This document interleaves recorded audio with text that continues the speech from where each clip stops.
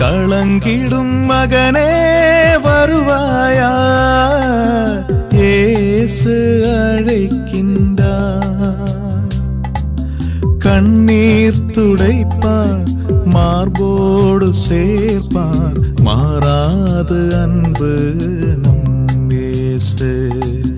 கண்ணீர் துடைப்பார், மார்போடு சேர்ப்பார், மாறாது அன்பு நம் இயேசு. களங்கிடும் மகனே வருவாயா, இயேசு அழைக்கின்றார்.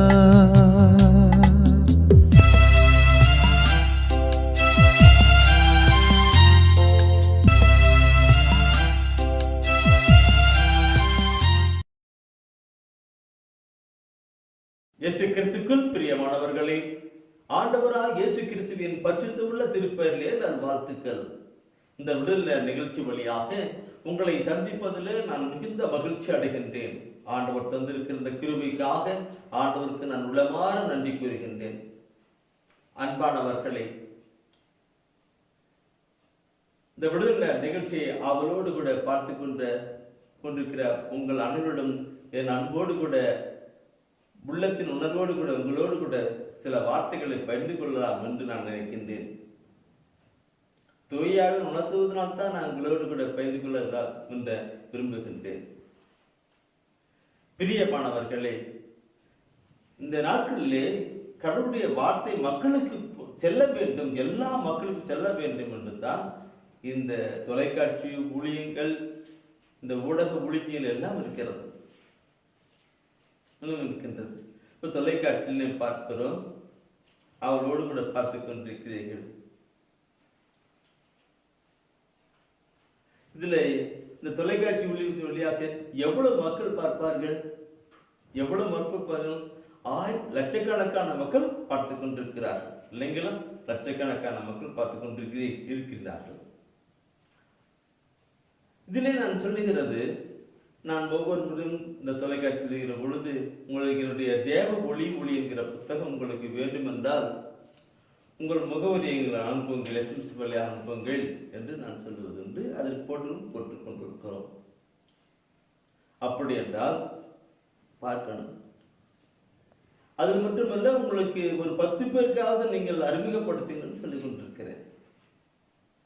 அன்பானவர்களே, உள்ளம் திறந்து மனம் திறந்து உங்களோடு கூட பேசுகிறேன். லட்சக்கணக்கான மக்கள் பார்ப்பார்கள் என்றால் அவர்கள் இந்த புத்தகம் வேண்டும் என்று சொல்லிப்பார். எவ்வளவு புக்கு செல்லும்? ஒருவர் 10 பேரையாவது இந்த புத்தகம் வாசிப்பதற்கு வாசகராக ஆக்கும் என்றால் எவ்வளவு சொல்லுங்கண்ணா, சொல்லுங்க அக்கா, எவ்வளவு பேர் போகும் இல்லைங்களா? ஆனால் கண்டு வரவில்லை. அதே போல நான் பார்க்கிறோம், இந்த வாய்ஸ் ஆஃப் காட் செல்வநாதன் என்று பாருங்கள், தினமும் இறைச்செய்தி அதில் வருகிறது என்று, தினமும் இறைச்செய்தி வருகிறது. வாய்ஸ் ஆஃப் காட் செல்வநாதன் என்று பாருங்கள், அதில் நீங்கள் இறை செய்தியை கேட்க முடியும், தினந்தோறும் இறைச்சி கேட்க முடியும் என்று. இப்போ தமிழ் மொழி கொண்டிருக்கிறது. சில மக்களுக்கு தமிழ் படிக்க தெரியாது, ஆனால் கேட்பார்கள், பேசுவார்கள். அப்போ அவர்களுக்கு நான் சொல்றேன், அப்படி என்றால் ஒரு இந்த வாய்ஸ் ஆஃப் காட் அது சப்ஸ்கிரைப் பண்ணி கொண்டால் எவ்வளவு மக்கள் சப்ஸ்கிரைப் பண்ண முடியும் சொல்லுங்கண்ணா? லட்சக்கணக்கான மக்கள் சப்ஸ்கிரைப் பண்ண முடியும். ஏன்னா எல்லாம் வாய்ஸ் ஆஃப் காட் தானே, எல்லாம் செல்தான் வைத்திருக்கிறார்கள், அதில் வாட்ஸ்அப் செல் தான் வைத்திருக்கிறார்கள். பெரும்பாலும் எல்லா மக்களுக்கும் படிக்கிறது எல்லாம் அவர் வச்சிருக்கிறார்கள். அப்படி என்றால் வாய்ஸ் ஆஃப் காட் செல்வான் சப்ஸ்கிரைப் தினமும் இறை செய்தி கேட்க முடியும் இல்லைங்களா? சொல்லுங்க, பார்க்க முடியும். ஆனால் செய்யல.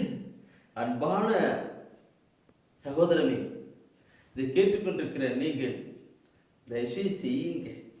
நான் சொல்லுகிற ஒரு கருத்து பார்க்கணும். ஒரு பக்கம் ஆண்டவர் தன் தூய ஆவியில் சொல்லுகிறார், நீங்கள் இறை செய்தியை தினமும் கேளுங்கள், புத்தகத்துக்கு நீங்கள் பதிவு செய்து கொள்ளுங்கள், உங்கள் முகவரியை செய்யுங்கள் என்று ஆண்டவர் தூய ஆவியாக உங்களுக்கு சொல்லுகிறார். நான் எனக்காக அல்ல, உங்களுக்கு சொல்லுகிறார், ஆவியான சொல்லுகிறார். இன்னொரு பக்கம் பொல்லாத பிசாசானவன் அதெல்லாம் வேண்டாம் விடு, அவன் சொல்லிட்டு தான் இருப்பான்னு சொல்லுகிறது. நீங்கள் யார் பேச்சை கேட்பீர்கள்? கடவுளுடைய பேச்சையா, ஆணுடைய பேச்சையா, அல்லது பிசாசுடைய பேச்சையா? என் அன்பானவர்களே, பயணம் பார்க்கிற பொழுது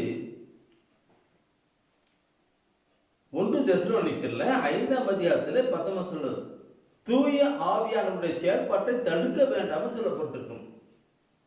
1 தெசலோனிக்கேயர்ல 5:10 சொல்லும், தூய ஆவியானவருடைய செயல்பாட்டை தடுக்க வேண்டாம் என்று சொல்லப்பட்டிருக்கும். அப்போ இந்த கடவுளுடைய நிலைத்தான் இங்கே சொல்லிக் கொண்டிருக்கிறது.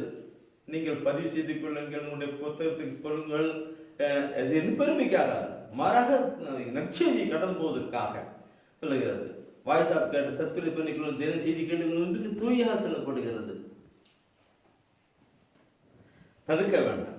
அப்படி தடுக்கிற பொழுது எபேசியர் 4ஆம் அதிகாரத்தில் பார்க்கிற போது சொல்லப்பட்டிருக்கும், நீங்கள் பரிசுத்த ஆவியானவருக்கு துக்கம் விளைவிக்க வேண்டாம். இது சொல்றதை எனக்கு கேட்கறதில்லை. அப்போ துக்கம் விளைவிக்கின்றன விரும்பும். அப்படி துக்கம் விளைவிக்கிற பொழுது நம்முடைய ஜெபம் எப்படி கேட்க முடியும்? நமக்கு எப்படி பரிந்து பேசுவாரு? இதை நான் என்னுடைய ஊழியத்தின் பெருமைக்காக சொல்லப்படவில்லை, நற்செய்தி அறிவிப்புக்காக சொல்லுகிறேன். சகோதரனை செய்யுங்க. இன்றே நீங்கள் உங்களுடைய வாட்ஸ்அப்ல, யூடியூப்ல voice of God Selvanathan subscribe செய்து கொள்ளுங்கள். தினமும் அதிகாலை வேளையிலே தமிழிலும் ஆங்கிலத்திலும் இந்த செய்தியை நீங்க இறைச்செய்தியை நீங்க கேட்கலாம். அதே போல உங்கள் முகவரியை எங்களுக்கு அனுப்பி வைங்கள். உங்களுக்கு நாங்கள் இந்த மாத இதழை தேவ ஒளியின் மாதம் அனுப்பி வைக்கிறோம். நீங்கள் ஒரு 10 பேர் முகவரியாவது எஸ்எம்சியில் அனுப்பி வைத்தால் அவர்களுக்கும் நாங்கள் புத்தகம் அனுப்பி வைக்கின்றோம். இதெல்லாம் ஆண்டவர் செய்து கொண்டிருக்கிறார். இறையறத்தை பற்றின செய்தி எல்லா இனத்தாருக்கும் எல்லா மக்களும் செல்ல வேண்டும் என்று அவர் செய்து கொண்டிருக்கிறார். செய்வீர்களா? கடவுளுடைய ஆவியானவர் சொல்லுகிறார். கடவுளுடைய ஆவியானவர் நாளிலே சொல் என்று சொன்னார். அதை நான் சொல்லிக் கொண்டிருக்கிறேன். செவி கொடுங்கள். இவற்றுக்கு செவி கொடுக்கப்பட வேண்டாம். பொல்லாத பிசாசு வேண்டாம், செய்ய வேண்டாம் நான் சொல்லுகிறது. ஒருவேளை உங்களுக்கு சப்ஸ்கிரைப் செய்ய தேவையில்லைன்னா செய்கிறவர்களை பார்த்து அவரிடம் சொல்லி இது கொஞ்சம் யூடியூப்ல சப்ஸ்கிரைப் பண்ணி கொடுங்கன்னு சொல்லுங்க. அவங்க செஞ்சு தருவாங்க, அவர்களும் செய்து தருவார்கள். அன்பான வாலிப சகோதரர்களே, தெரிந்தவர்களே, தெரியாதவர்களுக்கு நீங்கள் அந்த யூடியூப்ல வாய்ஸ் ஆஃப் காட் சப்ஸ்கிரைப் செய்து கொடுங்கள். அப்பொழுது அவர்கள் ஒவ்வொரு நாளும் இறைச்செய்தி கேட்கிறது உங்களால் அவர்கள் இறைச்செய்தியை கேட்டுக்கொண்டிருக்கிறார் இல்லைங்களா? செய்யுங்கள். ஆண்டவர் நம்மை ஆசீர்வதிப்பார். இந்த நாளிலும் கடவுள் தருகின்ற செய்தியை நாம் கேட்க நம்ம இப்போ கொடுக்கலாம். பேசுனதெல்லாம் தூய மனத்தெல்லாம் தான் சொல்றேன், வேற எதுவும் கிடையாது. ஒப்பு கொடுக்கலாம். அன்பின் ஆண்டவரே, இந்த மாலை வேளைகளை முற்றிலுமா தாழ்த்து முடைக்கரத்துல ஒப்பு கொடுக்கிறோம். ஒப்பு கொடுக்கிறோம். எங்கள் ஆவி ஆன்மா சரீரத்தை ஒப்பு கொடுக்கிறோம். எங்கள் பலவீன சூழ்நிலையில் எல்லாவற்றையும் ஒப்பு கொடுக்கிறோம். உம்முடைய வார்த்தைகளுக்கு வாழ்வாக்க எங்களை பயன்படுத்திக் கொள்கிறார்கள். ஆண்டவரே, பேசும் உம்முடைய பிள்ளைகள் நான் கேட்கிறோம். ஆமென். பிரியமானவர்களே, பரிசுத்தத்தை குறித்து நாம் சிந்தித்துக் கொண்டிருக்கிறோம். நேற்றைய தினத்திலே கடந்த வாரத்திலே இந்த பரிசுத்தத்தை குறித்து பார்த்தோம். அதில் பரிசுத்தமுள்ள ஜெபத்தை பற்றி நான் சொன்னேன். அதை கேட்டு அநேகருடைய உள்ளத்திலே ஒரு உணர்வு ஒன்று இருக்கும். பரிசுத்தமுள்ள தேவனே, பரிசுத்தப்படுத்துகிற தேவனே, நான் பரிசுத்தராக போல நீங்களும் பரிசுத்தராயிருங்கள், பரிசுத்தராயிருங்கள். உங்களுடைய பரிசுத்தினால் சொன்னவரே, உங்களுடைய பரிசுத்தினால் பாவத்தை நாம் கழுவி உங்களுடைய பரிசுத்த வார்த்தைகளை என் இதயத்தில் வைத்து உங்களுடைய பரிசுத்தால் என்னை வழிநடத்தினமே. பரிசுத்தர் என்று ஒரு ஜெபத்தை நான் உங்களுக்கு அந்த இறைவசன அவர்கள் சொல்லிக் கொடுத்தேன். கண்ணீரை எழுதி வைத்திருப்பீர்கள், அதை பயன்படுத்திக் கொள்ளுங்கள். அருமையான ஒரு ஜெபமாய் உருவாக்கும். இந்த நாளிலும் அதனுடைய தொடர்ச்சியை நான் பார்க்கிறோம். பிரியமாக்களே, பரிசுத்த ஆவியானவர், அதாவது பரிசுத்த ஆவியானவர் என்னை வழிநடத்தனமே பரிசுத்தர் சொல்லுகிற பொழுது அங்கே நான் சொன்ன வசனத்தை நீங்கள் எழுதி வைத்திருக்கிறீர்கள், எல்லாம் குறித்து வைத்திருக்கிறீர்கள். நன்றி. அந்த குறித்து வைத்து பார்க்கிற பொழுது அது சொல்லப்பட்டிருப்பேன். என்ன நினைக்கும்? கடவுளுடைய ஆவியால் இயக்கப்படுகிறவர்கள், கடவுளுடைய ஆவியால் இயக்கப்படுகிறவர்கள், அந்த அன்பின் ஆவினால் இயக்கப்படுகிறவர்கள் பரிசுத்தமான ஒரு வாழ்க்கை வாழ முடியும் என்று கடவுளா பிறக்கிறவர்கள். ஒன்று யோவானிலே 3ஆம் அதிகாரத்திலே 9ஆம் வசனம் சொல்லப்பட்டிருக்கிற வார்த்தையும் 5 18ஆம் வசனம் சொல்லப்பட்ட வார்த்தையும் பரிசுத்த கடவுள ஆவியால் பிறக்கிறவர்கள் இனி பாவம் செய்வதில்லை. எனவே அவரே அவருக்குள் இருந்து செயல்படுவார் என்று இந்த கடவுள் இயல்பில பிறக்கின்ற நிலையை நான் பார்க்கிற பொழுது பிரியமானவர்களை பார்க்கணும். இந்த நிலை நமக்குள் கடந்து செல்லப்படுகின்ற நிலையை பார்க்கும் பொழுது இந்த ஆவியானவர் இயக்கின்றபடி நாம் வாழ்கிற பொழுதுதான் அது பரிசுத்தத்தை கொண்டு வருகிறதா இருக்கின்றது. நான் பரிசுத்தத்தை வாழ்கிறனா இல்லையா என்பதை எனக்குள் நானும் மற்றவர்கள் அறிந்து கொள்வது எப்படி? பைபிளில் சொல்லப்படாத வார்த்தைகள் ஒன்றுமே இல்லை சகோதரர்கள். நான் பரிசுத்தமா இந்த அன்பு சகோதரர் அமிர்தம் பரிசுத்தமான ஒரு வாழ்க்கை வாழ்ந்து கொண்டிருப்பதை எப்படி நான் அறிந்து கொள்ள முடிகின்றது? அவர் அவருடைய நடை உடை பாவனையிலே, அவர் செயல்கின்ற செயல்பாடுகளிலே நான் அவர் பரிசுத்தமான ஒரு வாழ்க்கை வாழ்ந்துகிட்டு இருக்கிறார், கடவுளுக்கு பிரியமான ஒரு வாழ்க்கை வாழ்ந்துகிட்டு இருக்கிறார் என்று நான் அவருடைய சொல் செயல் சிந்தனையிலே, அவர் பேச்சு நடவடிக்கை பாவனையிலே அறிந்து கொள்ள முடிகிறது. இதே மத்தேயு நற்செய்தியிலே பார்க்கிற பொழுது 12ஆம் அதிகாரத்திலே 33ஆவது வசனத்திலே அது குறிப்பிடுகிறார். மத்தேயு 12ஆம் அதிகாரத்திலே 33ஆவது வசனத்திலே அவர் குறிப்பிடுகிறார். மரம் நல்லது என்றால் அதன் கனியும் நல்லதாக இருக்கும், மரம் கெட்டது என்றால் அதன் கனியும் கெட்டதாக இருக்கும். மரத்தை அதன் கனிகளால் அறியலாம். அதன் கனிகளால் அறியலாம். மரத்தை அதன் கனிகளால் அறியலாம். இந்த ஒரு மரம், இந்த மரத்தினுடைய செயல்பாடுகள் தான் கனிகள். இந்த மயற்பாடுடைய பேச்சு நடவடிக்கை பாவனை தான் கனிகள். இந்த கனிகளால் இந்த மரத்தை அறிந்து கொள்ள முடியல. நல்ல கனியா கெட்ட கனியா? என் பேச்சு நடைமுறை செயல்பாடுகள் எல்லாம் தவறாக இருப்பா, அது கெட்ட கனி. என்னுடைய பேச்சிலே நடை செயல்பாடுகளிலே என்ன ஒவ்வொரு கருத்தும் பரிசுத்தமான வார்த்தை நல்ல வார்த்தை வருகிறது என்றால் அது நல்ல கனி கொடுக்கிறதா இருக்கிறது. என் சொல் நல்லதா இருக்கணும், என் செயல்கள் நல்லதா இருக்கணும், என் நடைமுறை வாழ்க்கையிலே எல்லாம் நடைமுறை இருக்கும், அப்பொழுது நல்ல கனி. எனவே தான் ஆண்டவர் இயேசு கிறிஸ்து சொல்லுகிறார், கனிகளை கொண்டு அறிந்து கொள்ள முடியும் என்று. கனிகளை கொண்டு இந்த மரத்தை கனிகளை கொண்டு அறிந்து கொள்ள முடியும் என்று சொல்லுகிற பொழுது நான் நிறைய சொல்ல முடியும்.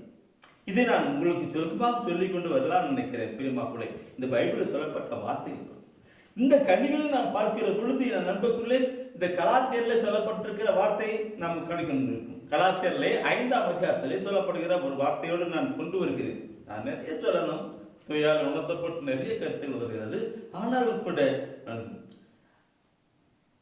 இந்த கலாத்தியர் 5ஆம் அதிகாரத்திலே பார்க்கிற பொழுது இந்த கடவுளுடைய ஆவியானவர் இருந்து நம்மை நடப்பிக்கிற அந்த நடப்பானது ஒரு கனிகளாக வெளியாகும் என்பதை அங்கே புனித பவுலடிகள் மிக தெளிவாய் கொடுக்கிறார். கலாத்தியர் 5ஆம் அதிகாரத்திலே 22 மற்றும் 23ஆவது வசனத்தினுடைய தொடக்கம் அதில் படித்து பாருங்கள். என்ன சொல்லுகிறது? தூய ஆவியின் கனியோ அன்பு, மகிழ்ச்சி, அமைதி, பொறுமை, பரிவு, நன்னயம், நம்பிக்கை, கனிவு, தன்னடக்கம் என்பவை ஆகும். இந்த ஒரு கனி நமக்கு இருக்குமானால் அது உண்மையாகவே ஒரு பரிசுத்தமான ஒரு வாழ்க்கை வாழ்கிறோம் என்பதை வெளிப்படுத்தி கொடுக்கும். பரிசுத்தமான ஒரு வாழ்க்கை, அன்பு, மகிழ்ச்சி, அமைதி, பொறுமை, பரிவு, நன்னயம், விசுவாசம், கனிவு, தன்னடக்கம், இந்த கருத்துக்கள் எல்லாம் அவனுடைய வாழ்க்கையில வரணும். அப்பதான் அவன் பரிசுத்தமான. இந்த அன்பை பற்றி நான் சொல்லுகிற பொழுது அன்பானவர்களை, முதல்ல அந்த கனிகளிலே அன்பு என்று சொல்லப்பட்டிருக்கிறது இல்லைங்களா? அந்த அன்பு என்று சொல்லுகிற பொழுது அன்பானவர்களே நீ பார்க்கணும். இந்த அன்பை மாத்திரம் நாம் பார்க்கிற பொழுது உண்மையாகவே ஆண்டவர் சொன்னார், நான் பரிசுத்தராய் இருப்பது போல நீங்களும் பரிசுத்தராய் இருங்கள் சொன்னார். நான் பரிசுத்தராய் இருப்பது போல நீங்களும் பரிசுத்தராய் இருங்கள் என்று சொன்னார். அந்த பரிசுத்தமுள்ள தேவனுடைய நிலை என்ன? அந்த பரிசுத்த தேவனுடைய நிலை என்ன? அன்புதான். 1 யோவானிலே பார்க்கிற பொழுது 1 யோவானிலே பார்க்கிற பொழுது 4ஆம் அதிகாரத்திலே 7வது வசனம். எல்லாம் எழுதுறீங்க சகோதரமே, நான் உங்களை வணங்குகிறேன், பாராட்டுகிறேன், மகிழ்ச்சி அடைகிறேன். எல்லாம் எழுதுறீங்க, எழுதுங்க. நீங்க எழுதினால் மட்டும் போகாது, கடைபிடிங்க. கடைபிடித்தால் மட்டும் போதாது, மற்றவர்களுக்கு அதை கடைபிடிக்க நீங்கள் பயன்படுத்துங்க. அதுல 1 யோவானிலே 4ஆம் அதிகாரத்திலே 7வது வசனம் தேடி நான் பார்க்கிற பொழுது அந்த நிலை எப்படி சொல்லுகிறது படித்து பாருங்கள். 1 யோவான் 4:7 படிக்கலாமே. அன்பார்ந்தவர்களே, ஒருவர் மற்றவரிடம் அன்பு செலுத்துவோமாக. ஏனெனில் அன்பு கடவுளிடம் இருந்து வருகிறது. அன்பு கடவுளிடமிருந்து வருகிறது. அன்பு செலுத்தும் அனைவரும் கடவுளிடம் இருந்து பிறந்தவர்கள். அவர்கள் கடவுளை அறிந்துள்ளார்கள். இன்னைக்கு இந்த அன்பை பத்தி நான் சொல்ல நிறைய சொல்லி போகணும் பெருமாள்களே. இந்த அன்பை பத்தி நான் சொல்ல நிறைய சொல்லி போகணும். அன்பு செலுத்தும் அனைவரும் கடவுளிலிருந்து பிறந்திருக்கிறார்கள். நான் அன்பு செய்கின்றால் கடவுளும் அந்த அன்பே கடவுள். அந்த 8ஆம் வசனம் படிங்க. அந்த 8ஆம் அன்பில்லாதவர் கடவுளை அறிந்து கொள்ளவில்லை. அன்பில்லாதவர்கள் கடவுளை அறிந்து கொள்ளவில்லை. ஏனெனில் கடவுள் அன்பாய் இருக்கிறார். அந்த கடவுள் அன்பாய் இருக்கிறன்னா அந்த அன்பு கடவுளிடமிருந்து பிறக்கிற ஒரு மனிதன் அவனும் அன்பு செய்வான். எத்தனை கருத்து பெருமானங்கள். இன்று மக்கள் மத்தியிலே அன்பு இல்லை.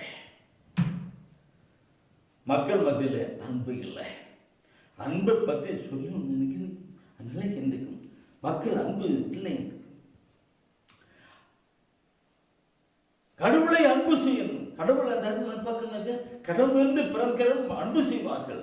அப்பதான் அந்த அவர் பரிசுத்தராய் இருப்பது போல நானும் பரிசுத்தராய் இருக்கிறேன் என்பதையும் அந்த அன்பினால் வெளிப்படுத்த முடியும். இந்த அன்பு நம்முடைய வாழ்க்கையில கடந்து வரணும். அவன் அன்பு செய்கிற மனிதன் பரிசுத்தமுள்ள மனிதனாக இருப்பான். பரிசுத்தமுள்ள கடவுளுடைய பிறந்தவர்கள் அன்பு செய்வார்கள் என்ற நிலையில ஒன்று நினைத்து பாருங்கள் எப்படி இருக்கிறது. இன்று பகமை, சண்டை, சச்சரவு, பிரிவினை, பிளவு, வெறுப்பு, பகமை, கோபம், எத்தனை காரியங்கள் எப்படி இருக்க முடியும்? பரிசுத்தமான நிலையில் கடந்து வரணும்.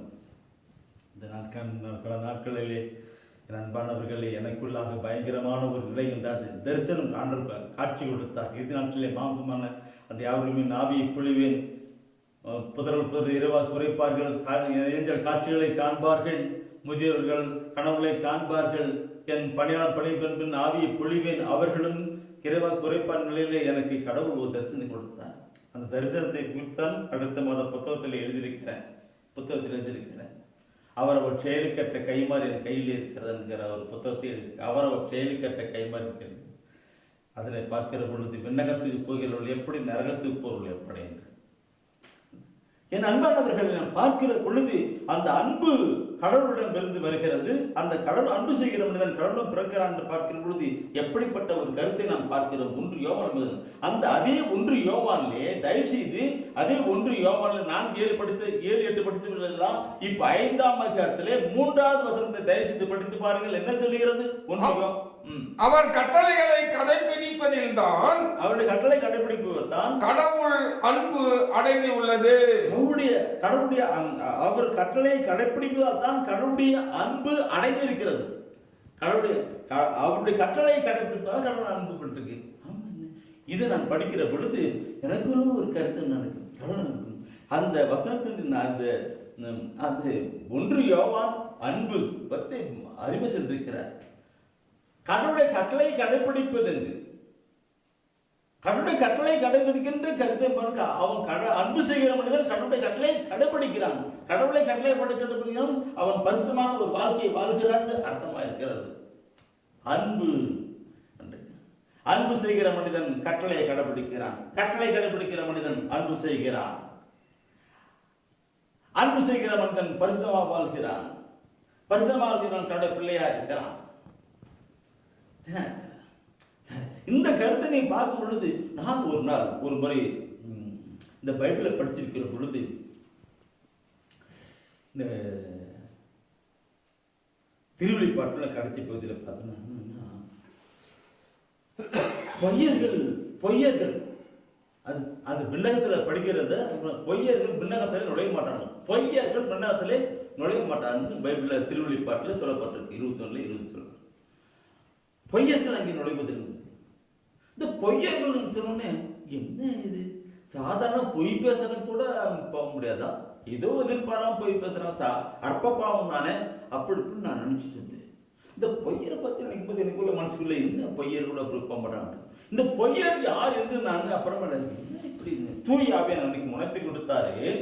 இந்த பொய்யர் யார் என்று கேட்டானாக்க 1 யோவான்ல 4ஆம் அதிகாரத்துல 20வது வசனத்தை அவர் காட்டி கொடுத்தார். 1 யோவான்ல 4ஆம் அதிகாரத்துல 20வது வசனத்தை காட்டி, யாரா பையன் பாரு படிச்சு பாரான்னு சொல்லிட்டு ஆண்டவர் தூயால் உணர்த்துறாரு. அப்ப எடுத்து படிச்சு பார்த்தானாக்க திடீர்னு 1 யோவான் 4:20 சொல்லுகிறது, கடவுளிடம் அன்பு செலுத்துவதாக சொல்லிக்கொண்டு தம் சகோதர சகோதரிகளை வெறுப்போர் பொய்யர். தன் சகோதர சகோதரிகளை வெறுக்கிறவர் பொய்யர். இப்படிப்பட்ட பொய்யர்கள் விண்ணகத்தில் நுழைய முடியாதா? நான் சொல்ற பரிசுத்த பற்றி சொல்லும்போது எங்கேயோ போகிறது, எங்கேயோ வேறுபடுது. பொய்யர்கள் அங்கே தன் சகோதர சகோதரியை வெறுக்கிறவர்கள் பொய்யர்கள், அவர்கள் மேலே செல்ல முடியாது. எனவே அன்பான சகோதரமே, இந்த நாட்களிலே பரிசுத்தத்தை பற்றி ஆண்டவர் சொல்லுகிற கருத்துக்களை நாம் சிந்தித்து பார்க்கணும். நாம் பரிசுத்தமான ஒரு வாழ்க்கை வாழ்கிறோமா என்று நாம் என்ன பார்த்தோம்? கடலை கடைபிடிக்கிறவன் அவர்கள் பரிசுத்தமான ஒரு வாழ்க்கை வாழ்வான். கடவுள் அன்பு செய்கிறவர்கள். இந்த கடவுளுடைய அன்பு பற்றி நாம் பார்க்கிற பொழுது என் அன்பானவர்களே, இந்த சொல்லி கொண்டு போகணும் தான் அத்துரியார் உணர்த்தரார். அதாவது 1 யோவான் 5ஆம் அதிகாரத்தில் 3ஆம் வசனம் படித்தீங்களா? அவர்கள் கட்டளை கடைபிடிப்பதில் தான் கடவுளுடைய அன்பு வெளிப்படுகிறது. கடவுளுடைய அன்பு வெளிப்படுகிறது. கட்டளை கடைபிடிப்புதான் தான். கட்டளை கட்டளை என் பண்பானவர்களை 10 கட்டளை, அந்த 10 கட்டளையை சுருக்கமாக கொண்டு வருவது தான் 2 கட்டளை. மத்தேயுல 22ஆம் அதிகாரத்துல 37-40 வசனம் தான் அந்த 10 கட்டளையை சுருக்கமாக கொண்டு வந்து 2 கட்டளை கொண்டு வராரு. அதன் கட்டளை பார்க்கணும் பிரியமாவளே. அது என்ன வசனங்கிறது? உன் முழு இதயத்தோடும் உன் முழு உள்ளத்தோடும் முழு மனத்தோடும் உன் ஆண்டவராகிய கடவுளிடம் அன்பு செலுத்து. இதுவே தலை சிறந்த முதன்மையான கட்டளை. இதுவே முதன்மையான ஒரு கட்டளை. உன் மீது நீ அன்பு கூறுவது போல உனக்கு அடுத்திருப்பவர் மீதும் அன்பு கூறுவாயாக. என்பது இதற்கு இணையான இரண்டாவது கட்டளை. இது 2வது கட்டளை. இதுல அப்படியே நீ பாப்பனாக்க இந்த 2 கட்டளையும் ஒரே கட்டளை, அன்பு தான் செலுத்தணும்.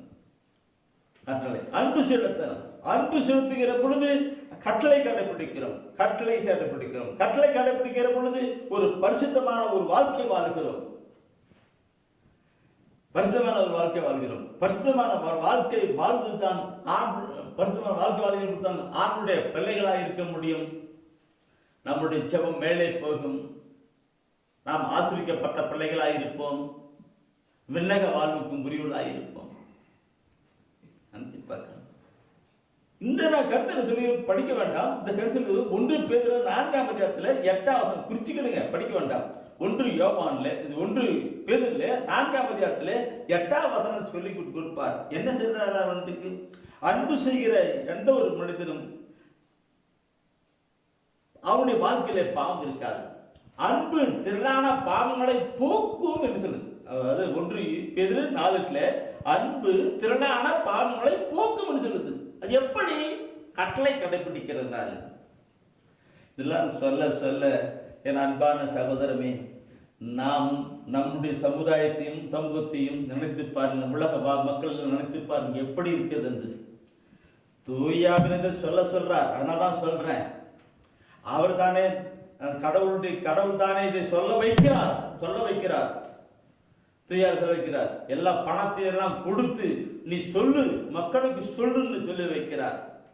பரிசுத்தம் என்பது அவருடைய கனிகளிலே வெளிப்படுகிறது நான் பார்க்க முடியும்.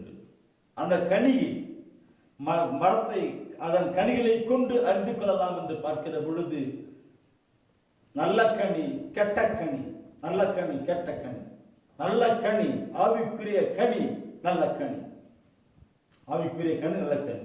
அந்த ஆவிக்குரிய கனியை குறித்து நாம் பார்க்கிற பொழுது முதலாவது அன்பை பற்றி நாம் பார்த்தோம். அன்பு, அன்புதான் கடவுள், அன்பே கடவுள் இல்லையா? அன்பே கடவுள், கடவுள் அன்பா இருக்கிறார். அந்த அன்பு கடவுளுடன் பிறக்கிற மனிதன் ஒவ்வொருவரும் அன்பு செய்வான், அவருடைய கட்டளை கடைபிடிப்பான், பரிசுத்தமான ஒரு வாழ்க்கை வாழ்வான் என்று பார்த்தோம். இதை நாம் பார்க்கிற பொழுது பிரியமானவர்களை, இந்த அன்பு என்று பார்க்கும் பொழுது அன்பு எனக்குள் இருக்குமானால் அங்கே பாவத்தின் நிலை வருவதில்லை என்று பேரு சொல்கிறார் இல்லைங்களா? நேற்று குறிச்சிருக்கிறீங்க. எப்படி எப்படி தயவுசெய்து எல்லாரும் பைபிள் எடுங்க, நான் எடுக்கிறேன், படிச்சு பார்க்கணும். 1 கொரிந்தியர்ல 13ஆம் அதிகாரத்திலே 4 இங்கு வசனத்தை நீ பார்க்கணும், அந்த கருத்துக்களை எடுக்கணும், பார்க்கணும். 1 கொரிந்தியர்ல 13ஆம் அதிகாரத்தை எடுத்துக்கிடுங்க. அந்த 13ஆம் அதிகாரத்திலே பார்க்கிற பொழுது அழகான ஒரு கருத்து சொல்லப்பட்டிருக்கும். அன்பு பொறுமை உள்ளது. 4 சகோதரமே 4 ஒரு 8 வருஷம் வச்சு பேச போகுது. எல்லாம் நிறைய இருக்கு. அதுல பத்தி பண்ணா முதல்ல 13ஆம் அதிகாரம் அன்பு பத்தி 13ஆம் அதிகாரம் முழுசா சொல்லிட்டு இருக்கோம். ஆனா நீங்க 4 8 வரைக்கும் வந்து படிக்க போறீங்க. எல்லாம் படிங்க, வேற வச்சு படிச்சு பாருங்க, படிங்க. அன்பு பொறுமை உள்ளது, நன்மை செய்யும், பொறாமைப்படாது, தற்புகழ்ச்சி கொள்ளாது, இருமாப்பு அடையாது, அன்பு இழிவானதை செய்யாது, தன்னலம் நாடாது, எரிச்சலுக்கு இடம் கொடாது, தீங்கு நினையாது, அன்பு தீவினையில் மகிழ்வுறாது, மாறாக உண்மையில் அது மகிழும், அன்பு அனைத்தையும் பொறுத்து கொள்ளும், அனைத்தையும் நம்பும், அனைத்தையும் எதிர்நோக்கி இருக்கும், அனைத்திலும் மன உறுதியாய் இருக்கும். போதும் போதும், இவ்வளவு போதும். இவ்வளவு அதுக்கு முன்னாடி நிறைய படிக்கலாம். அதுக்குள்ள கருத்து நிறைய போயிட்டு இருக்கும். இந்த 4 7 வசனம், 4 5 6 7 வசனம் இதை பார்க்கணும். இதுக்கு இந்த ஒவ்வொரு கருத்தும் அன்பு பொறுமை உள்ளது, நன்மை செய்யும், பொறாமைப்படாது என்று பார்க்க இப்படிலாம் ஒவ்வொரு கருத்தும் லைனா தான் விரல வச்சு படிக்கணும்னு சொல்ல வந்தேன் இல்லைங்களா? பைபிளை படிக்கல, 1 கொரிந்தியர் 11 தேடிக்கிட்டு உட்காந்துருக்குறாங்க.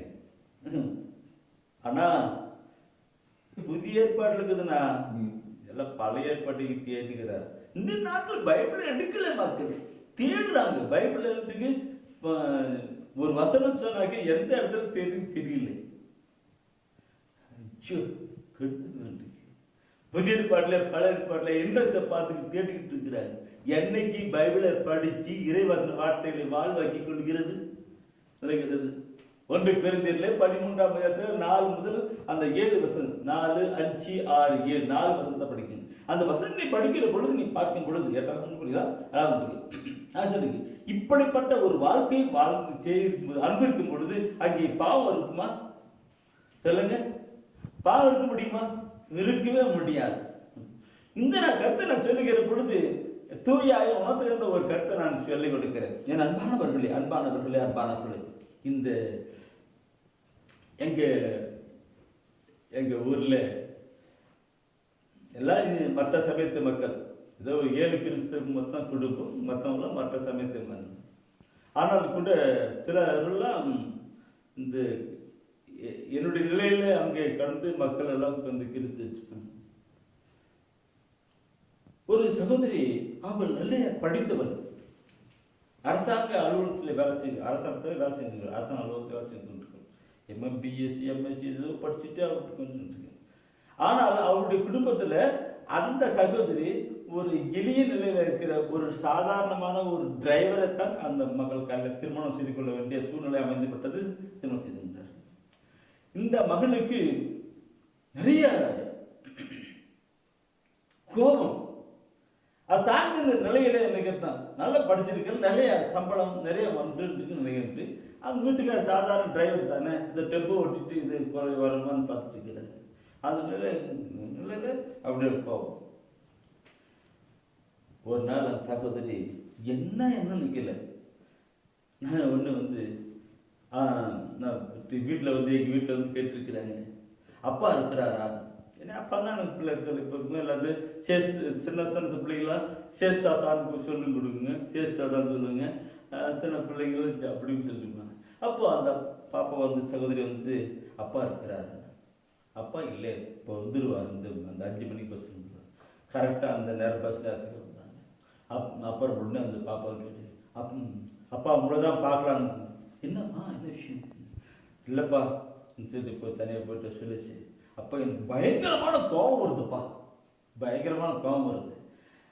அந்த கோபத்தினால கோபப்படுறதுனால பேசிடுறேன், திட்டிடுறேன், சிலர் அடிச்சு இது பாத்திரம் உடச்சிக்கிட்ட போட்டுறேன்.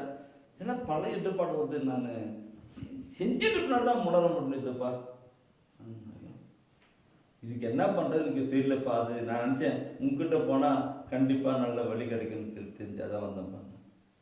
அப்படியாம்மா? நான் சொன்னேன், ஒன்றும் இல்லைல்லம்மா, அன்பு கடவுள் அன்புமா, கடவுள் அன்பாக இருக்கிறாருமா, கடவுள் அன்பாக இருக்கிறார். உனக்கு அப்படி கோபம் வருதுன்னு வச்சுங்களேன், இந்த வசந்த அந்த சகோதரிக்கடையே படிச்சு வச்சுக்கணும். இந்த 4 வசந்தையும் அவன் படித்த அன்பு பெருமுள்ளது, நன்மை செய்யும், பொறாமைப்படாது, தத்துவம் இருமாப்படையாது, இதெல்லாம் படிச்சு படிக்க அந்த பாப்பா படிக்க அவ்வளோ ஒரு மகாஜம் தெரிஞ்சு. இந்த அன்பு செய்யறதுக்கு என்ன வேணும்னாக்க, கடவுள் தன் ஆவியை கொடுக்குறாராமா, கடவுள் தன் ஆவியை நம்ம கொடுக்குறாராமா சொல்லிட்டு நான் அந்த பாப்பா படிச்சேன். அந்த இது அப்போ நான் அன்பு செய்யணும், என்னப்பா செய்யணும்னு சொல்லுங்க.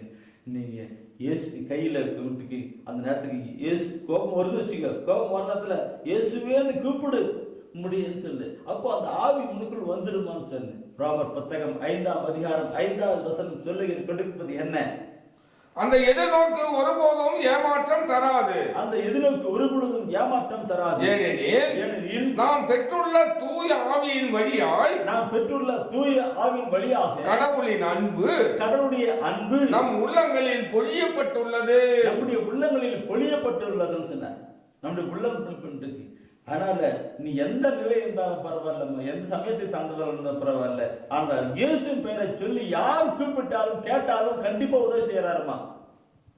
ராபர்ட் நான் பார்க்கிறேன், அந்த ராபர்ட் புத்தகம் இருக்கு, அது யூதர் என்று கிரேக் என்று வேறுபாடு இல்லை, எல்லோருக்கும் ஆண்டவர் ஒருவராக இருக்கிறதுனால அவர் பெயரை சொல்லி மன்றாடுகிற யாவருக்கும், அவர் பெயரை சொல்லி மன்றாடுகிற யாவருக்கும் அவர் அளவற்ற நலங்களை கொள்கிறார் என்று ராபர்ட் புத்தகம் 10ஆம் அதிகாரம் 13 சொல்லப்பட்டிருக்கு. நீ கேளுமா, இயேசுவேன்னு சொல்லி கேளு, இயேசுவே உங்களுடைய ஆத்மாவுக்கு அன்பு கொடுங்கன்னு சொல்லி கேளுங்கம்மா, தனியாக கேளுங்க. இந்த சகோதரி அதை பயன்படுத்தினார், அந்த சகோதரி அதை பயன்படுத்தினார். என் அன்பானவர்களே, இதை நான் சாட்சி கூறுவது ஆண்டுடைய மகிமைக்காக கூறுகிறேன். அந்த சகோதரி அதை பயன்படுத்தினார். எப்போ கோபம் வருது, அது கோபம் வருது தன்மை தெரியுது, நேரம் தெரியுது. அப்போ உடனே அந்த சகோதரி இயேசுவே மனசுக்குள்ளதான் இயேசுவே. அப்படி அந்த சகோதரி கூப்பிடும் பொழுது தூய ஆவியானவர் அவருடைய உள்ளத்துல வந்து அந்த கோபம், அந்த நெரிச்சல், அந்த நிலை எல்லாம் அடக்கி விடுவார். ஒரு முறை அந்த சகோதரி அவங்க கணவன் இது தவறு செய்து விட்டார், பார்த்து எதிர்ப்பு செய்து விட்டார், மிஸ்டேக் செஞ்சு விட்டார். அப்போ இந்த சகோதரி அவங்க கண்ணை விட்டு, ஏங்க இப்படி செஞ்சுட்டீங்க, ஏன் இப்படி செஞ்சுட்டீங்க, சரி பரவாயில்ல விட்டுடுங்க,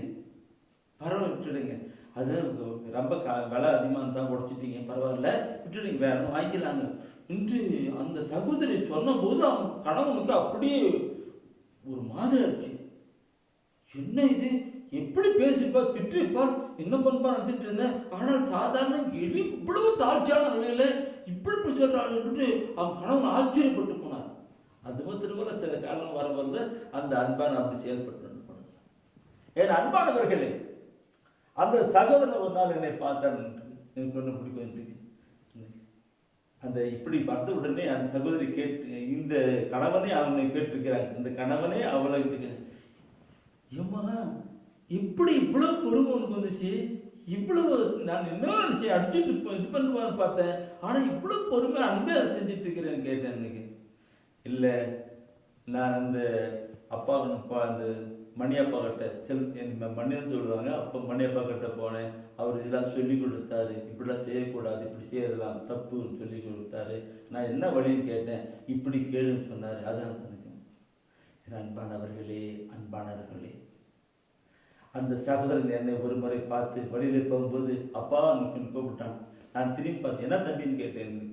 அப்புறமேல சொன்னேன், அப்பா எங்கள் வீட்டில் ரொம்ப பெரிய மாற்றம் கொண்டாட்டீங்கப்பா, பெரிய மாற்றம் கொண்டாட்டீங்க. என் மனைவி பயங்கரமான கோபக்காரி, என்ன இப்படி பண்ணிருப்பா, ஆனால் இன்னைக்கு எவ்வளவு அன்பா இருக்கிறேன். என் அன்பானவர்களே, அந்த குடும்பத்திலே ஆண்டவர் அங்கே கடந்து செயல்பட்டார். Praise the Lord. நான் இந்த அன்பு பண்ணுங்க இல்லைங்களா, அந்த அன்பு கடவுள் அந்த குடும்பத்திலே கடந்து வந்தார். அந்த சகோதரி உள்ளத்திலே கடந்து வந்தார். அந்த குடும்பத்தை அந்த உள்ளத்திலே இருந்து அந்த சகோதரி ஆட்சி, அந்த சகோதரி உள்ளத்திலே இருந்து இயேசு ஆட்சி செய்தார். அந்த குடும்பத்தில் ஒரு அமைதி உண்டானது. அமைதியை கொடுக்கிறவன் நம்முடைய ஆண்டவர். அங்கே குடும்பத்திலே பரிசுத்தத்தை கொண்டு வந்தவர் ஆவார் அந்த சகோதரி ஆண்டவர். எனவே அன்பானவர்களை பார்க்கணும். அன்பு கடவுளுடைய ஆவினால் கொடுக்கிறது. அந்த அன்பின் நிலை நமக்கு கடந்து வருகிறதா இருக்கிறது. நான் சொல்லுகிற பொழுது நிறைய சொல்றேன். 31 வருட ஊழியத்தின் பாதையிலே அநேக மற்ற சமயத்தை சார்ந்த மக்கள் எல்லாம் ஆண்டவர் ஆசீர்வதித்துக் கொண்டிருக்கிறார்கள். இந்த அன்பின் காரியங்கள் பார்க்கும் பொழுது அந்த சகோதரி வீட்டிலே அந்த அன்பு என்கிற கனி உண்டானது. அந்த அன்பு உண்டானதுனால மற்ற மக்கள் எல்லாம் கூட அங்க வந்து சகோதரி பேச ஆரம்பித்தார்கள். அது முன்னாடி யாரும் வரமாட்டாங்க. மாமனாரோ மாமியாரோ மற்றவங்களோ யாரும் வரமாட்டாங்க. இந்த மகள் எப்பொழுது அன்பான காரியங்கள் செய்யப்பட்டாலோ அப்போது மற்றவர்களாக வந்தார்கள். கனி மரத்தை கனி கொண்டு அறுத்துக்கணும்னு சொல்றாங்க. இன்னைக்கு நல்ல ஒரு கனி இருக்கிறதுன்னு வச்சுக்கல, நல்ல கனி கொடுக்கிற ஒரு மரம். அங்கதான் பறவையெல்லாம் வருகிறது, அணில் வருகிறது, மற்ற பறவை உயிரினங்கள்லாம் வருகிறது, உட்காருகிறது. ஆனால் அதே நேரத்தில் கசப்பான இருக்கிறதுல மற்ற பறவைகள் எங்கெல்லாம் வருமோ அமருமா? இல்லை. எனவே அன்பானவர்கள் நம்முடைய வாழ்க்கையை பார்க்கணும். நம்முடைய வாழ்க்கையில அன்பு கடந்து வரணும். அங்கே பரிசுத்தமா இருக்கிறது. இந்த அன்பு பணி இருக்கு. ஆவின் கணிகளிலே நான் பார்க்கணும். இந்த ஆவின் கணிகளை பார்க்கிற பொழுது என் அன்பான நம்மளே தூய உணர்த்தினால இந்த அன்பை சொல்லிட்டேன். அடுத்த ஒரு கருத்து நான் சொல்றேன். அதுதான் அந்த ஆவின் கணிகளை கலாச்சார பார்த்தீங்களோ 5ஆம் அதிகாரத்திலே 19 20 அன்பு படம். அடுத்து மகிழ்ச்சி. அந்த மகிழ்ச்சியும் ஆவின் கனிகள் தான். Praise the Lord. ஆவின் கனிகள் தான் மகிழ்ச்சி. இன்னைக்கு நிறைய மக்களுடைய வாழ்க்கையில மகிழ்ச்சி இல்லை. அவருடைய முகத்தை பார்த்தா எப்ப பாரு அழுகையும் வேதனையும் பிரச்சனையுமா இருக்கும். அகத்தின் அழகு முகத்திலே தெரியும். நாம் எப்பொழுதும் மகிழ்ச்சியாக இருக்கப்பட வேண்டும் என்பது தெய்வத்தின் சித்தம், திருவிழம், விருப்பம், ஏக்கம். ஏன்னா அவருடைய பிள்ளைகளாக இருக்கிற நாம் எல்லாருமே மகிழ்ச்சியா இருக்கப்பட வேண்டும் என்பதுதான். மகிழ்ச்சியா இருக்கப்படும். இந்த மகிழ்ச்சியை குறித்து நாம் பார்க்கிற பொழுது யோவான் 15ஆம் அதிகாரத்திலே 11வது வசனம். யோவான் 15ஆம் அதிகாரத்திலே மகிழ்ச்சி பற்றி 15ஆம் அதிகாரத்தில் 11வது வசனம் சொல்லப்படுவதை பார்க்கலாம். என் மகிழ்ச்சி உங்களுள் இருக்கவும் உங்கள் மகிழ்ச்சியை நிறைவு பெறவுமே இவற்றை உங்களிடம் சொன்னேன். இவற்றை உங்களிடம் சொன்னேன் சொல்றாரு. அப்படின்னா அதுக்கு மேல கட்டளை, அவருடைய கட்டளை இல்லைங்களா? அப்ப அவருடைய கட்டளையை கடைபிடிக்கிற பொழுது இங்க மகிழ்ச்சி வருகிறது. நானே பட்டை உங்களுக்கு சொன்னேன் சொல்றார் யோவான் 15:11. இந்த கடவுளுடைய மகிழ்ச்சி கடவுளுடைய கட்டளை கடைபிடிப்பதாலும் அவருடைய ஆவினாலும் வருகிற பொழுது எப்படி? என் அன்பான சகோதரமே, கட்டளை கடைபிடிக்கிறவர்கள் தெய்வத்திற்குள்ளாய் வந்து போகிறார்கள். அங்கே தெய்வம் ஆட்சி செய்கிறது.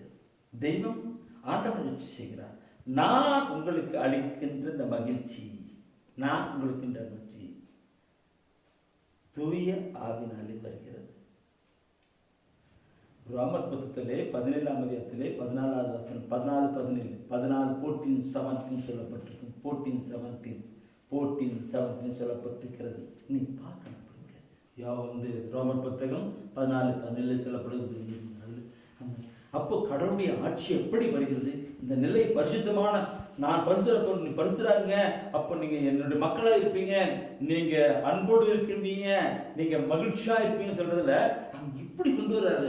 14-17 வசனத்தை படிச்சு பாருங்க. அதெல்லாம் சொல்லுகிறது இறையாட்சி என்பது நாம் உண்பதையும் குடிப்பதையும் அடிப்படையாக கொண்டதல்ல, மாறாக தூய ஆவி அருளும் நீதி, தூய ஆவி அருளுகின்ற நீதி, அமைதி, மகிழ்ச்சி ஆகியவற்றையே அடிப்படையாக கொண்டது. மகிழ்ச்சி, இந்த மூன்றும் பார்க்கணும். இந்த மூன்றும் கடவுளுடைய ஆவியானவர் இங்க அமர்ந்து நமக்கு கொடுக்கிறது. அந்த ஆட்சி செலுத்துகிற நிலை இதுதான் சொல்லப்பட்டிருக்கிறது. என் அன்பானவர்களே, நம்முடைய வாழ்வை, நம்முடைய சமூகத்தின் வாழ்வை நாம் சிந்தித்து பார்க்க வேண்டும். இது உலகப்புறமான பக்தி முயற்சிகள் அல்ல, மாறாக விவிலியத்தை எடுத்து, திருவிவிலியத்தை எடுத்து வாசித்து சிந்தித்து அதற்குள் நாம் கடந்து வரணும். அப்படி கடந்து வருகிற பொழுதுதான் நமக்கு நிலையம் மகிழ்ச்சி நம்முடைய வாழ்க்கையில, நம்முடைய குடும்பத்துல, இந்த குடும்பத்தில் இருக்கிற ஒவ்வொருவரும் விவிலியத்தை வாசித்து சிந்தித்து அதன்படி நாம் நடக்கிற பொழுது, ஆண்டவருடைய ஆவியால் நிரப்புங்க என்று சொல்லுகிற பொழுது அங்கே அன்பின் ஆவி கடந்து வரும். குடும்பத்துல அன்பின் ஆவி கடந்து வரும். கணவன், மனைவி, பிள்ளைகள் எல்லாருக்கும் அன்பினா இருக்குது. அந்த தோட்டம், அதுல இருக்கிற அந்த இல்லம், அந்த தோட்டம், அந்த வீடு ஒரு ஏதோ தோட்டம் போல ஒரு அருமையான ஒரு கண் போல இருக்கும் இல்லைங்களா? மகிழ்ச்சி, அந்த குடும்பத்திலே மகிழ்ச்சி இருக்கும். இன்று ஆண்டவர் இந்த செய்தியை கொடுக்க செய்தார் என்றால் அவருடைய சித்தமும் திட்டமும் திருவிழமும் வியப்புக்குரியது. அதனால்தான் இந்த நாளிலே என் மக்கள் கண்ணீரோடும் கவலையோடும் துக்கத்தோடும் வேதனை அழுகும் புலையுமா இருக்கிறாங்களே சொல்லித்தான் இந்த மகிழ்ச்சி என்ற ஒரு செய்தியை கொடுக்க செய்திருக்கிறார். என் அன்பான கடவுளை, பரிசுத்தமான ஒரு வாழ்க்கை வாழுகிற பொழுது அங்கே ஆட்டோமேட்டிக்கா மகிழ்ச்சி உண்டாகும். இதைத்தான் பார்க்கிறோம். சரி, அந்த ஆவிக்குரிய கனிகளை அடுத்த ஒரு கனி நான் சொல்லுகிற பொழுது பிரியமானவர்களை பார்க்கணும். அடுத்த கனி என்னது? அமைதி. சகோதரர்களே, அமைதி. ஒவ்வொரு கனியும் பார்க்கணும். அமைதி என்று பார்க்கிற பொழுது நான் அன்புக்கிறவர்களே, இன்றைக்கு நான் இதை நிறைய சொல்லணும், நேரமும் ஆகிப்போச்சு. ஆனால் கூட கொஞ்சம் சொல்லி முடிக்கின்ற அமைதி. இன்னைக்கு அநேக குடும்பத்தில் பார்த்தினாக்க நிறைய பண வசதி எல்லாம் இருக்கிறது, கார் இருக்கிறது, பங்களா இருக்கிறது, நிறைய எஸ்டேட்லாம் நடக்கிறது, நிறைய எல்லாம் இருக்கிறது. ஆனால் நான் ஒரு நாள் ஒரு வீட்டுக்கு, ஒரு சகோதர வீட்டுக்கு போனேன். அதை அடிக்கடி நான் சொல்லத்தான். ஒரு வீட்டுக்கு நான் போயிட்டு இருந்தேன். அந்த வீட்டுக்குள் நுழையிற பொழுது நான் பார்த்தினாக்க அந்த டோர், அந்த விண்டோ, அந்த லைட்டு, ஸ்டாண்டோ அதெல்லாம் பார்த்து அப்படியே ஆச்சரியப்பட்டு அப்படியே பார்த்தேன். ஏன்னா இன்னும் நான் அந்த வீட்டுக்கு போன உடனே அப்படியே பார்க்கும்பொழுது அந்த வீட்டுக்காரர் கேட்டார், என்ன பிரதர் அப்படி பார்க்கறீங்க? இல்லை இது வீடா இல்லை அரண்மனையா? அரண்மனை ராஜா இருக்கிற இடம், அதை போல பயன் செஞ்சுருப்பான். வீடா அரண்மனை? அப்ப அந்த சகோதரர் சொன்னாரு, என்ன இருந்து என்ன பிரதர் பண்றது? நிம்மதி இல்லை, அமைதி இல்லை. நிம்மதி இல்லை, அமைதி இல்லை. அவனுடைய வீட்டுல வேலை செய்யறாரு, அவரு கூட ஒரு கார் இருக்குது, ஆனா அமைதி இல்லை. இந்த அமைதி யார் கொடுப்பது? என் அன்பானவர்களே, நீ பார்க்கணும். இதுல யோவான்ல 14ஆம் அதிகாரத்துல 27வது வசனம் சொல்லிக் கொடுக்கிறது. நான் கொண்டு பார்க்கலாம். யோவான் 14:27 வசனம் சொல்லுகிறது. அதுல சொல்லப்படுகிறது, இந்த உலகம் கொடுக்க முடியாத அமைதியை அவர் தருகிறாரா? அமைதியை உங்களுக்கு விட்டு செல்கிறேன், என் அமைதியை உங்களுக்கு அளிக்கிறேன். என் அமைதியை உங்களுக்கு அளிக்கின்றேன். நான் உங்களுக்கு தரும் அமைதி உலகம் தரும் அமைதி போன்றது அல்ல. உலகம் தரும் பணமோ படிப்போ சொத்தோ அதிகாரமோ கொடுக்கிற அமைதி போன்றது அல்ல சொல்லியிருக்கிறார். எனவே நண்பானவர்களே, இந்த நாளிலே நம் வாழ்வை பற்றி நாம் நினைக்கணும். அன்பு கடந்து வருகிற ஒரு நிலை. ஜெபிப்போம். அமைதியின் தெய்வமே இறைவா, எம் இதய தலைவனே, அருள்வாய், யாம் ஏங்கி தேடுகின்ற அமைதி அமைதி அமைதி அமைதி என்றும் எங்கும் அமைதி அமைதி அமைதி எங்கும் என்றும் அமைதி அமைதியின் தெய்வமே இறைவா எம் இதய தலைவனே அருள்வாய் அருள்வாய் யாம் ஏங்கி தேடுகின்ற அமைதி அமைதி அமைதி என்றும் எங்கும் அமைதி அமைதி அமைதி என்றும் எங்கும் அமைதி நீதி பாதையில் நடப்பவர் பெறுவது அமைதி அமைதி தியாக சிகரத்தில் நிலைப்பவர் பெறுவது அமைதி அமைதி அன்பு மொழியை விதைத்திடுவோம் அருளின் பயிரை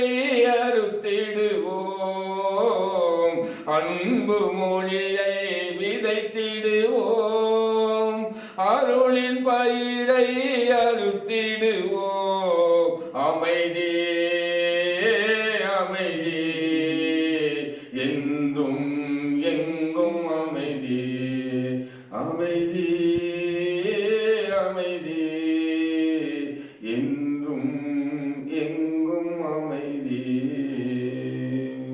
அமைதியின் தெய்வமே இறைவா உம்மை நன்றியோடு உம்மை போற்றுகிறோம் புகழுகிறோம் ஆராதிக்கிறோம் ஆண்டவரே ஆண்டவரே அன்பு மொழியை ஆண்டவரே விதைக்க எங்களுக்கு இதோ இந்த நாளிலே இந்த விடுதலை செய்தியின் வழியாக எங்களுடைய உள்ளங்களை அன்பை பொழிந்திருப்பதற்காக நன்றி செலுத்துகிறோம் ஆண்டவர் ஆண்டவரே இந்த விடுதலை செய்தியின் வழியாக ஆண்டவரே அநேக மக்களுடைய உள்ளங்களிலே அன்பை பொழிந்து கொண்டிருப்பதற்காக நன்றி செலுத்துகிறோம் ஆண்டவரே இதோ இந்த நாளிலே இந்த விடுதலை செய்தியை கேட்டுக்கொண்டிருக்கிற ஒவ்வொரு மேலும் ஆண்டவரே உமது அமைதி ஆசீர்வாதம் பொழிந்து கொண்டிருப்பதற்காக நன்றி செலுத்துகிறோம் ஆண்டவரே ஒவ்வொருவரையும் ஆசீர்வதியும் ஆண்டவரே குடும்பத்திலே அமைதியை உண்டாகட்டும் ஆண்டவரே குடும்பத்திலே மகிழ்ச்சியின் ஆண்டவரே மகிழ்ச்சியினால் நிறைப்பதற்காக நன்றி செலுத்துகிறோம் ஆண்டவரே ஒவ்வொரு குடும்பத்திலும் ஆண்டவரே அன்பை பயிராக விதையாக விதைத்து ஆண்டவரே அந்த அன்பும் மகிழ்ச்சியும் அமைதியும் ஆண்டவரே நிறைவதற்காக நன்றி செலுத்துகிறோம் ஒவ்வொருவரையும் ஆசீர்வதியும் ஆண்டவரே இதோ இந்த விடுதலை செய்தி கேட்டுக்கொண்டிருக்கிற ஒவ்வொரு மேலும் ஆண்டவரே அன்பின் ஆவி ஆண்டவரே ஊற்றட்டும் பொய்யட்டும் ஆண்டவரே உடல் பலவீனங்கள் நீங்கட்டும் ஆண்டவரே நோய்கள் நீங்கட்டும் ஆண்டவரே கவலை கண்ணீர்கள் ஆண்டவரே மறையட்டும் ஆண்டவரே சண்டை சச்சரவுகள் ஆண்டவரே ஒழிந்து அமைதி நிலவட்டும் ஆண்டவரே ஒப்பு கொடுக்கிறோம் ஆசீர்வதியும் ஆண்டவரே இந்த செய்தியின் வழியாக குடும்பத்திலே அமைதி மகிழ்ச்சியை நிலவுவதற்காக நன்றி செலுத்துகிறோம் எங்கள் அருமையேசுவின் ஈடு இணையற்ற அற்புத பெயரிலே ஜெபிக்கிறோம் எங்கள் நல்ல தந்தையே ஆமென். அரியே வாழ்க ஆண்டவரும் உடனே பெண்களிலே நீர் பேரு பெற்றீரும் மகனும் வாழியவே பரிசுத்த மரியாயே எங்கள் பரமனின் தாயாரே பாவிகள் எங்களுக்காய் பரமனை மன்றாடும் இப்போதும் நீர் மன்றாடும் எப்போதும் நீர் மன்றாடும் தீமைகள் நெருங்கையிலே பரமனை மன்றாடும் மரணம் வருகையிலே எம்மை தாங்கும் அம்மா.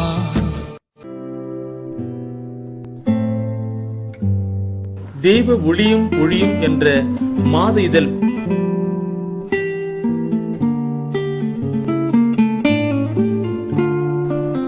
எமது டிவைன் ஊழியத்தின் வழியாக வெளியிடப்படும் தெய்வ ஒளியும் ஒளியும் என்ற மாத இதழ் பெற வேண்டும் என்றால் சரியான முகவரியை அனுப்புங்கள். புத்தகங்கள் அனுப்பி வைக்கின்றோம். எங்கள் ஊழியங்களுக்காக ஜீவியுங்கள். ஆண்டவர் உணர்த்துகின்ற காணிக்கையால் தாங்க.